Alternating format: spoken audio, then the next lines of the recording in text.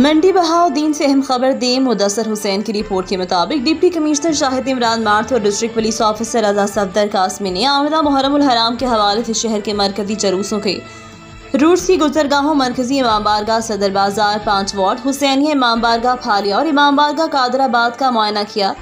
उन्होंने इमाम बारगाहों और जुलूसों के रूट्स पर सफाई सुथराई की सूरत हाल को बेहतर बनाने, रोशनी के इंतजाम और जुलूसों की गुजरगाह पर बिजली की लटकती तारों, सिक्योरिटी समेत दीगर इंतजाम का जायजा लिया और तमाम इंतजाम को कबल अज़ वक्त मुकम्मल करने के लिए तमाम तर वसाइल से इस्तेफादा हासिल करने की हिदायत की। इस मौका पर additional deputy commissioner revenue Zulfikar Ahmad, DSP traffic Tariq Shafi, COMC Ahmad Waqar Bhatti और दीगर अफसरान भी मौजूद थे।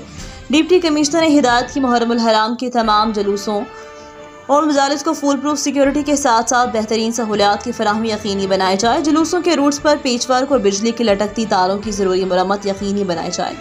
DPO रजा सफदर काज़मी ने इंतजामिया और पुलिस की तरफ से आशूरा मुहर्रमुल हराम के दौरान लॉ एंड ऑर्डर की सूरत हाल को बरकरार रखने के इंतजाम पर इत्मीनान का इजहार किया और जिला में इत्तेहाद बैनुल मुस्लिमीन के हवाले से उलमाए कराम और मेंबरान अमन कमेटी की काविशों को सराहा।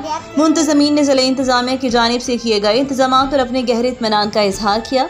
डिप्टी कमिश्नर और DPO ने कहा कि अमन अमान के क़याम और दीगर अमूर की निगरानी के लिए तमाम इदारे अपनी जिम्मेदारियां पूरी करें ताकि मुहर्रमुल हराम के दौरान कहीं भी किसी किस्म की कोई भी नाखुशगवार सूरत हाल पैदा ना हो।